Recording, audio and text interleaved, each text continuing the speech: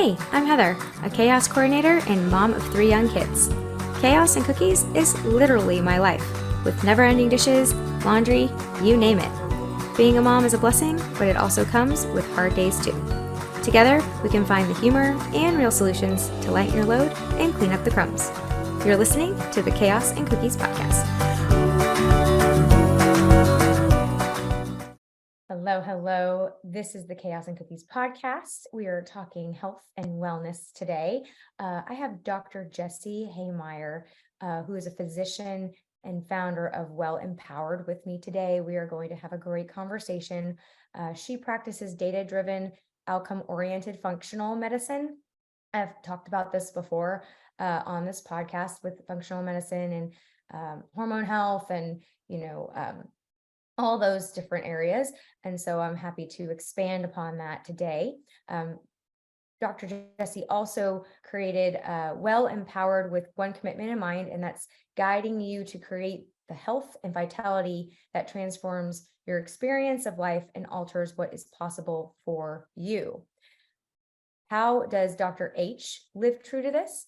Well, by taking root cause natural medicine approach through working one-on-one with groups or in delivering corporate webinars, Dr. H provides the information, inspiration, and strategies needed to produce sustainable and transformative health outcomes. It's going to be a really fun conversation. Welcome, Jessie Hehmeyer, to the podcast. Hi, Dr. Jessie. Welcome to the podcast. Thank you so much, Heather. It's such a pleasure to be here with you and your tribe. Thank you for being here. We are going to be talking functional medicine. I've had this topic come up many times, and it's always a popular, request. So I'm excited to have you and touch on that. But before we dive in, I'm going to ask you my icebreaker that I always ask. And I love asking health and wellness coaches this because it's kind of, it depends on how you'll take it. So we'll see. What is your favorite cookie and or cookie memory? Oh, that's a really good question. Okay, my favorite cookie is a Siete cookie, Siete brand. They're Mexican shortbread cookies I really like. And I like them because they're delicious, but they're low in sugar and they don't have a whole lot of junk in them either. So just a couple of them really scratches the itch for just a little bit of sweetness here and there. Is it like a ginger, like a biscuit, like kind of like those Biscoffs, or is it kind of like their version of a ginger? I feel like I might have seen them in the grocery store. I don't know. They're not gingery. They're like more, I know what you mean. They're not gingery, but they're really like they're shortbready. But they're shortbread. Yeah. Yes. Awesome. Yeah, they're delicious. They're really yummy. And you're a grandmother, and so do you ever make them with, well, he's young, he's 2. So he's a little peanut. Yeah. Not yet. Okay. Although I will admit I'm not much of a baker. So, but I'm sure at some point, I mean, what's more joyful than baking cookies when you're a little kid? So I will be delighted to bake cookies with my grandson and whoever else comes along. Absolutely. Yeah. And I ask it just because of the name of the show. I get people coming to me all the time, like, where's your bakery? I'm like, I don't have one. Like, it's just a play on words. So yes. Just a fun question to ask. But I like to ask health and wellness coaches that, especially because sometimes it's like, well, I don't really eat cookies. And I'm like, that's not true. Like, it's okay too. You can still have balance when you're doing a regimen, and, you can make them gluten-free, sugar-free, low sugar, all that. There's always things you can do. Absolutely. That's so well said. Exactly. You can find ways to enjoy all kinds of food and have it be, a fit for what you're up to. Absolutely. So let's get a little background about you and how you became getting into functional medicine, and what you really love and like to teach. Yeah. So I always say straight lines are boring, Heather. I don't know if you can relate to that, but fundamentally speaking, I made my way to where I am and what I do out of my own challenges with my health and my body over the years, and really getting foundationally that when I feel my best and look my best, I'm able to be my best. And to me, that's what it's all about. And when I really had that aha moment around what it's all being around about being my best, and that to me means being fully present with others, being able to contribute to others, really experiencing fully the joy, wonder, and love in my life, right? When I really got that that's what my health was for, it not only shifted what was possible for me, but it also led me on a journey inside of my devotion to make the same thing available for others, right? So it led me to graduate school. It led me to 2 graduate degrees. It led me to become an IFM certified practitioner, and really, fuels my day-to-day work and my practice now. Absolutely. I think it's so true when you say it's like, if you're not your best self, you can't be the best for others. Yes. I I have not worked out and done my regimen since the kids got home from school in mid-May, just because it's just been hard to juggle and get into like a groove because of like, I would go drop them off at school, come home, do my workout, and then done, do my day, right? And do like meal prep and all that. And now that they were home for summer and I had just moved, so it was, new everything, right? So I give grace. However, it's like I feel like they go back next week and I'm just like, I could totally work out like now, but I always start on Mondays. I'm just OCD like that. So it's like, I'm not gonna start on a Thursday. Like, even though it's silly, but getting back in my routine, just I can tell my body is craving it. I'm not as like, just you don't sleep as well.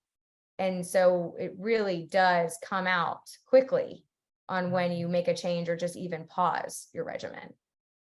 Yeah, absolutely. And sometimes some of the best ways we can learn and get very clear on what works for us to show up as our best selves for ourselves and for others is by the contrast. Like, what's life like when I'm not, in other words, right? So, it's a good learning opportunity. And, my hope for everyone is that as they're in their journey, they take those learnings and use them to their advantage rather than using them to beat themselves up, right? For not being perfect or something silly like that.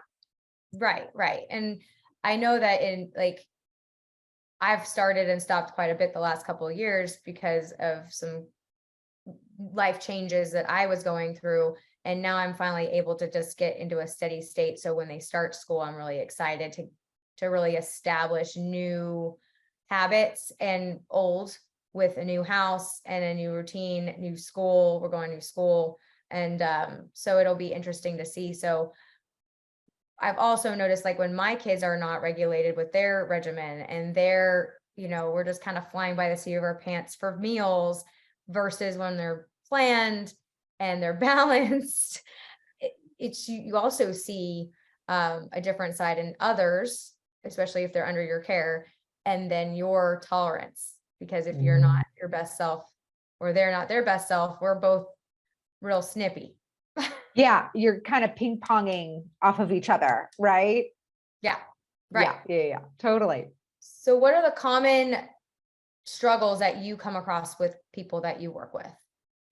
Well, in the way of the symptoms they show up with, Yeah, or so if someone were to want to come to yeah, you and ask you for advice, what is the yeah. typical trigger for them? And is Mhm. it typically women, men? Is it a nice balance between the two? I would say it's about 80% women, and almost all of them in some way, shape, or form, although not all of them. I would say about 90% of the people who I work with have at least some component of what I like to call their must-have health outcomes handling their weight. In other words, losing weight and sustaining a weight that has them feel their best, look their best, and be their best, right? Mhm. And for most people, it's not just that, right? A lot of people also are dealing with digestive distress or a thyroid disorder or skin problems or hormonal shenanigans. But certainly that weight mastery is a common denominator for a lot of the people who I work with. Absolutely. And what is your thoughts on basing it off of scale or feeling or how your clothes fit? There's lots of different theories out there. Yeah, well, I like a variety of approaches. However, when I do work with people, and this is when I work with people, it's a journey, right? So there are a lot of different things we're incorporating into our work. And one of the things for people who have struggled with their weight for years or even decades, one of my commitments is that they really have a new relationship with the scale, and they over time, and it is an overtime kind of a thing, are able to relate to weight in a different manner. So I'll just ask you, Heather, do you know what weight is? Oh, I should know this because this was my major, but isn't it just, it's mass? Isn't it just the Mass times acceleration. Close, right? So mass times acceleration is our weight, right? And so exactly what you're pointing to, it's an equation, right? But how many people relate to the scale like it's an equation, right?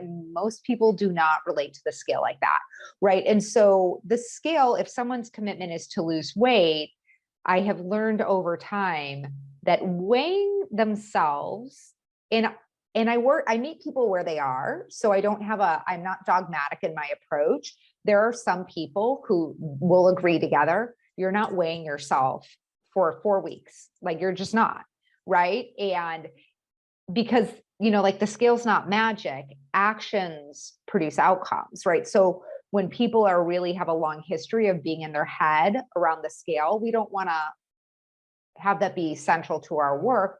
We want to guide people to begin taking the appropriate actions for themselves and their body. And then over time, we want to check in with the scale because numbers don't lie. And it gives us a chance to understand what's working and what's not, right? Not all bodies respond the same way, right? And there are many people who I work with for a variety of physiological reasons who we actually need to shift physiology for them. And that can take 4 weeks, 6 weeks, even 8 weeks for some people. And then eventually the scale starts to move, and then it moves and it moves and it moves and it moves. But the first thing is like, okay, we're going to have to figure out what we need to do to shift the numbers we're seeing in labs and help the body shift to, like metabolism revved up versus foot on the metabolic brake, so to speak. Right. So, it's just to say the cadence of weighing oneself does vary depending on who it is and what we're dealing with. But weight is, if someone's looking to lose weight, how do we know unless we're weighing them? Right. So weight is not the only way we know the body is making changes. But if someone's coming to need to lose weight, it will be part of the equation, right? And I actually do have a specific kind of scale. It's called an in-body scale. And people who I work with, if they're in the city of Chicago, they can go use this in-body scale. And what's special about it is that it actually helps us understand muscle mass versus body fat, as well as basal metabolic rate. So it does all kinds of really useful, fancy things beyond just, stepping on a scale. Right. I love those scales that will tell you all those other things because like my dad, for instance, told me the other day I was looking very skinny and I was like, okay, sure. And it's like, I am because I'm losing my muscle mass because I'm not working, I'm not lifting weights. I'm not doing anything differently other than being not as active as I usually am.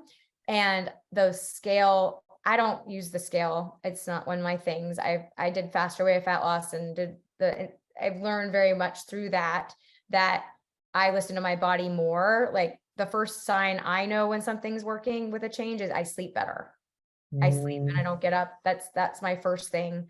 Great. I've always noticed before because you have to listen to you have to see the external, internal changes. You can't just see just the weight because you have to see that there's other things like, do you feel better and check in? Because if those are yeses, and it's like, okay, then what I'm doing is at least benefiting me in these ways, which will then result into having more energy and right? It's like a domino effect.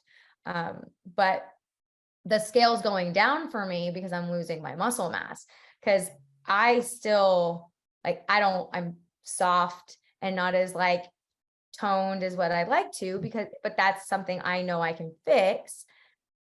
But for others, it's like, oh, thanks. I know it's like, no, oh no, I don't want to be skinny. I want to be healthy. Yes. Awesome. Yep. Well said. Really well said. So we've also had another doctor on the podcast. She's a dear friend. We were really honing in on the hormone piece of it. We were talking more like menopause, postmenopause, premenopause, and how hormones have you can't eat most of the time like you did when you were 20, when you're 40 or 50, because your body chemistry changes and you should adapt and listen. Is that something you're also coming across a lot? Yeah, definitely. I mean, metabolism does shift with hormonal shifts. And so as women approach perimenopause and then postmenopause, right, their metabolism will slow down a little bit. And so what worked for them before will shift some, definitely. So if when you have like your approach, how long do you typically work with clients? Do you take them through, I guess it's probably depends on the person, but do you have a specific way that you like to focus on? Like you said journey, but it seemed like a hot, like a subject that you probably have. Like, do you have steps? Yeah, I don't have specific, well, fundamentally speaking, when I work with anyone, we start with what I call a health audit. And this health audit is 2 appointments. And this health audit gives us a chance to see how we're working together. In no reality should anyone expect to get, everything they came to get out of a health audit, but it's where we start, because we want to start by doing our investigative work. So the first appointment is really like detective work. 90 minutes long, and I learn a lot about people and their health, where they've been, where they are, their family health history, where we're committed they be. And then in that conversation, I'm listening for missing puzzle pieces. And those missing puzzle pieces are labs. So we order labs, and I get a lot of labs. Functional medicine is what a lot of the world knows this work as, but I also call it data-driven natural medicine, because we use data to understand what is the barrier to the body healing or working in the way someone wants it to work, as well as where the points of leverage, where the opportunities, right? So those labs, I have people complete between the first and the second appointment. And in that second appointment, we get back together. Education is a big part of my work. When I work with people, I let them know, you want to think about this. This is like a class you're taking on your health, and it's just customized for you. It's like a custom crafted class on your health. Like, how cool is that, right? Yeah. And then in that second appointment, if it feels like a productive fit, then we talk about what it would look like to work together beyond that. And for most people, it's about a 6-month engagement after those first 2 appointments.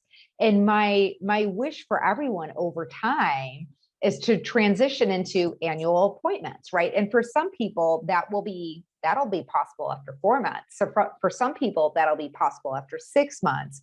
For some people, we'll go from, working together on a weekly or bi-monthly basis to quarterly appointments or biannual. It really depends on where they're starting from, right? And what progress tracking we want to do. And that progress tracking, besides conversation and hearing how someone's feeling and doing, also includes repeating labs.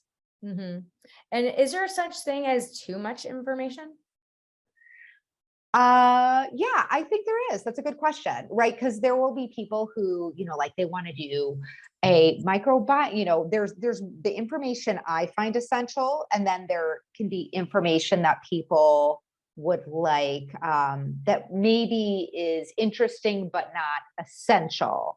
That's going to differ for different people, but absolutely when I start approaching 3, our standard labs plus 3 specialty lab tests. Let's just say, hypothetically speaking, someone's doing a microbiome assessment and a food sensitivity test and an adrenal and sex hormone assessment. It can be overwhelming to integrate all of those, right? So I like to start with, where is our low-hanging fruit that's going to produce spiral up benefits, right? And that's going to vary depending on the person. And so that first conversation really is at least partially designed to figuring out what are the essential puzzle pieces we need right now. We can always get more. We can always go back and do more labs, but let's get the essential ones that we think are going to really shape our trajectory forward. In other words, help us understand the essential next steps, and then we can build on those over time. Right. Because I think analysis paralysis, to get too much information, or sometimes you might get a person that fixates on one thing where they can't then look past it, and they fixate, well, this, and it's like, but that's okay because we're going to work on this. And so, maybe just, it's probably person by person, but you have to be gentle, I'm sure, on how much info or how much emphasis you put on certain things. Yeah, definitely. And, like, in this day and age, there's information overwhelm, Heather, right? I mean, all of us confront it in some way, shape, or form. But, like, to your point, I'll start working with someone who's asking about, like, the minutia of nutrition. I'm like, we are not there yet. Like, we've got a lot of other low-hanging fruit to focus on. And, like, maybe someday we'll get there, but, like, let's just focus on these, because this is going to shift your world radically. And when it's appropriate to level up and take on something new, we'll do that. Right. But right now, this is where we want to start. And maybe even the nutrition might come into play early on to take down levels of cholesterol, or take levels down, insulin, glycemic index, all those things. So it could come into play. I mean, it's very important. Do you have a theory, or what's your stand? I have 2 questions. One is gluten-free, dairy-free. Is it something that you personally do, because it might be a sensitivity, just might be because that's something that you like to cut out because of inflammation and other things? Or what's your stance on that? I know it's individual, but. Yeah, it is individual. You're totally right. So I do not believe everyone in the world needs to avoid gluten. However, a lot of people do better avoiding or minimizing gluten, right? And I still don't tell everyone to completely avoid gluten, because it's just not necessary to that capacity, right? There are definitely some key red flags that I look for. If someone has an autoimmune thyroid condition, hands down, gluten is going to be a high on the list to remove and eliminate completely. And that's because it perpetuates the autoimmune attack on the thyroid by way of what's called molecular mimicry. And that's really a fancy term for, like, case of mistaken identity.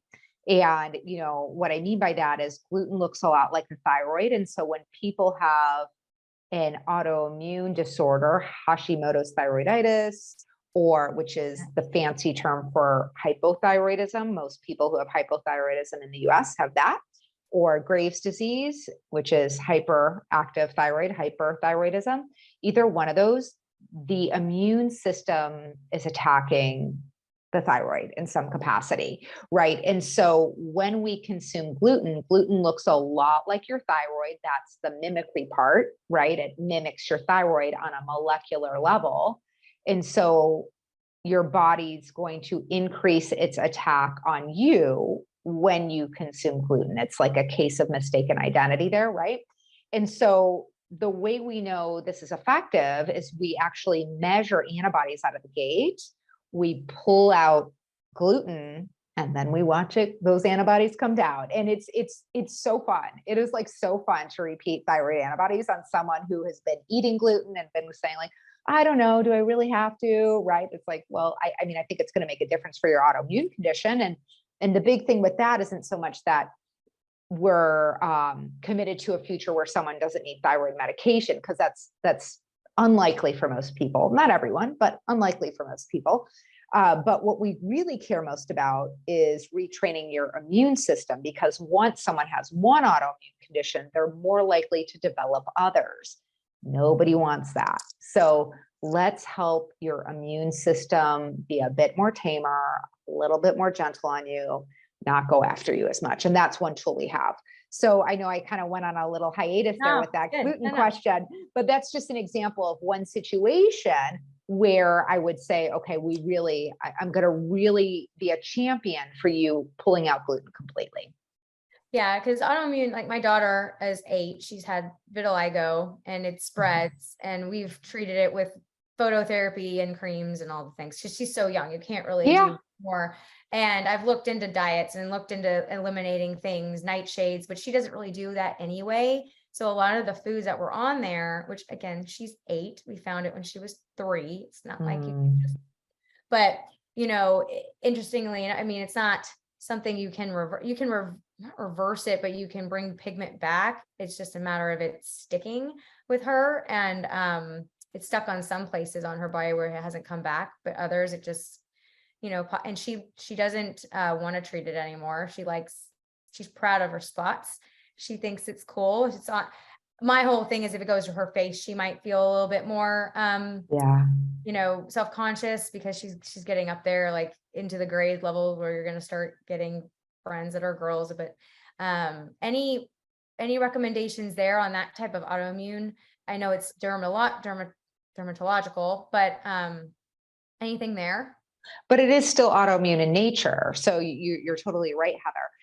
I mean, you could do a food sensitivity test on her. I would start to think about that, right? Because I was talking about gluten as it relates to the thyroid, but with vitiligo, I would think more about, gluten's certainly a common, irritant for most people, right?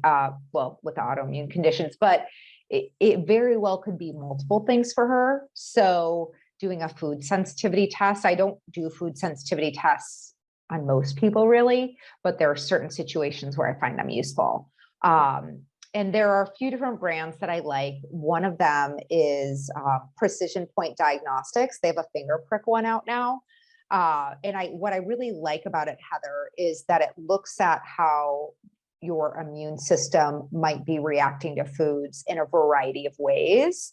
So it looks at multiple antibodies, and it also looks at, there are situations where we could be producing a lot of antibodies, but we've got something protecting us from the damage. So it even takes that into account, which I really like about it.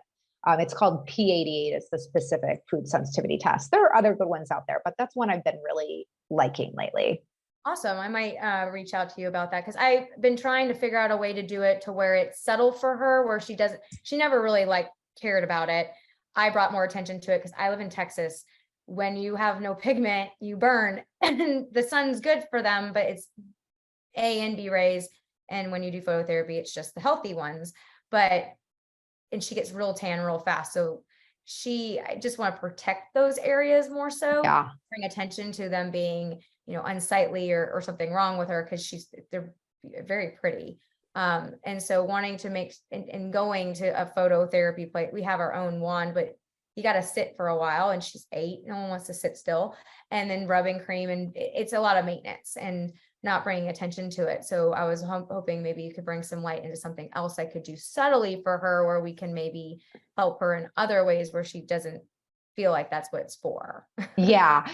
So definitely the food sensitivity test. And then you may already be doing this, Heather, but I would also think about making sure her vitamin D levels are optimal, as well as her omega-3 levels are optimal, because both of those represent an opportunity to better train the immune system. So immune cells differentiate into ones that can attack us or not, fundamentally speaking. And so when vitamin D and omega-3s are in their sweet spot range, it helps our immune system be better at that process, producing more immune cells that can recognize us and therefore don't go after our tissues, right? And so, the vitamin D and omega-3s, those are just simple blood tests. Those are tests that her pediatrician should be able to order. And then you just, if you get those numbers, honestly, reach out to me. I'm happy to provide you my okay, here's what I'd recommend in the way of dose or form or whatever. Can you do vitamin D as a supplement?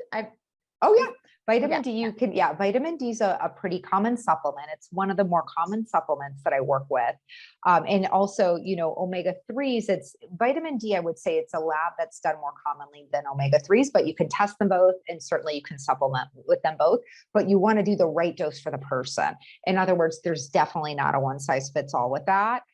So for example, my husband, given by his vitamin D receptors, he just has different ones and he needs more vitamin D than me. We're both pretty pale, so it's not like a skin thing and absorption, right? Oh, okay. Yeah. So he needs 5,000 IU a day, whereas I'm fine with like 5,000 IU a week. I just absorb it better. So everybody's a little bit different on that front, and we want to find the right amount for the person. Most people are pretty vitamin D deficient, I believe. Yes. Yeah. It's pretty common. Exactly. You guys in Texas are probably a little bit better off, but still, It's 105 here. We don't go outside when it's 105. Yeah, right. Oh my gosh, seriously. And then, if you're like, your skin's gorgeous, Heather. So I know you're protecting it, which means that you're not absorbing vitamin D. No problem. You just want to make sure you're supplementing appropriately for your body's needs. Yeah. That makes sense. That makes sense. Yeah. Well, thank you for that. And I guess my last question is, there's a hot topic. I'm sure people have come to you, is like the weight loss meds with like Ozempic and Yes. I don't know, the other, Wegovy, Mounjaro. all those ones people are starting to take for weight loss because a lot of celebrities are promoting it, or it's being geared toward them. Maybe they're not even promoting it. It might be spam, but people, and I know there's a shortage now for people that actually do need it, that are insulin dependent. And so what have you found with people that are either coming to you that are already on it, maybe have tried it, might want to leave your services to go do it instead? Like, quick fixes is what everyone wants. Yeah. I mean, I first of all, I see my job. Well, the word doctor comes from docere, which is Latin for to teach. So my wish is for anyone, for people to make choices with their eyes wide open. Right. And sure, I might have a wish or an opinion for what they might choose, but at the end of the day, if they're making a choice with their eyes wide open, I'm going to respect it. Period. Absolutely. So when it comes to those weight loss drugs, it's certainly not that I don't think they have any place in the world. My biggest concern comes from the truth that to get the outcome, you need to continue doing the action. And in this case, the action is taking the medication, right? Currently, it's available via shot. So using, the shot, taking the shot, right? So to get the outcome, you need to continue doing that. And, there are unknowable unknowns. We don't know what the consequence is of being on Mounjaro for 2 decades or 3 decades or 4 decades, because nobody's done it so far, right?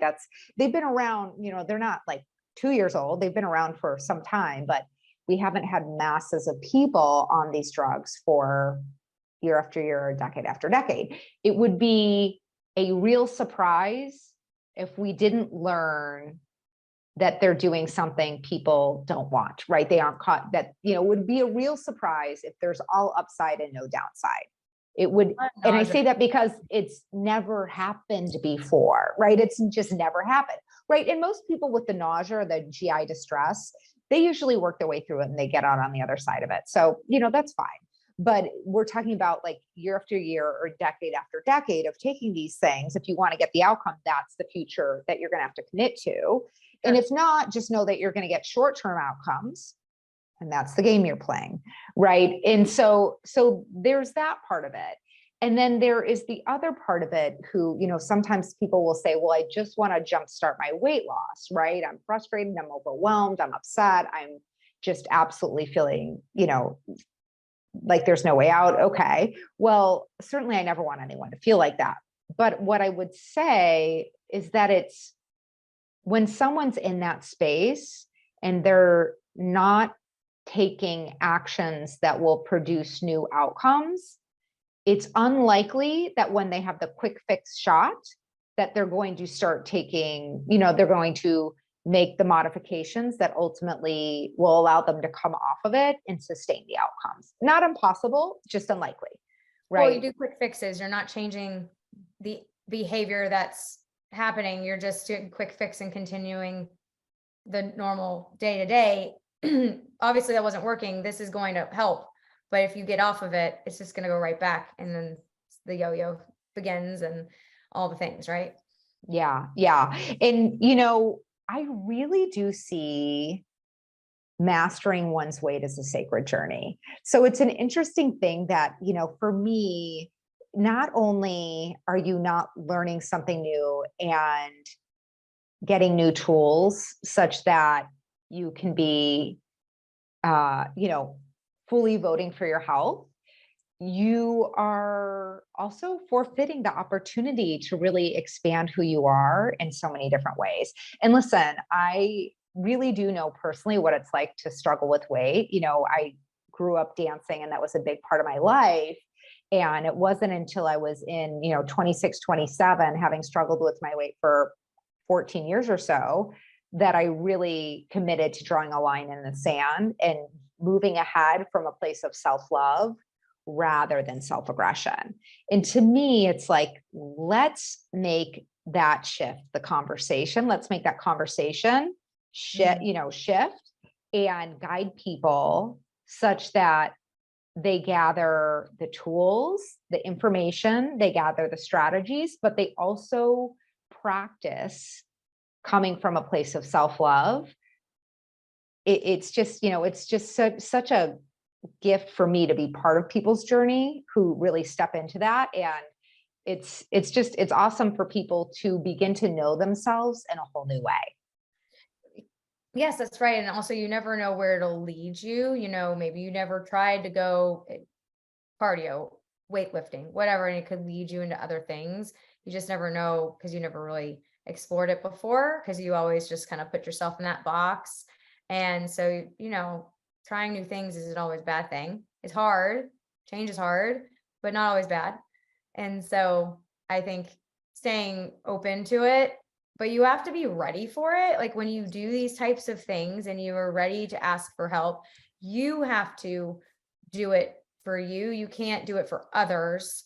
You have to be ready to make the switch, because if you're not in that mindset and you're not ready, it won't work or it won't happen as fast, right? Because you're the one who has to do the work and be there.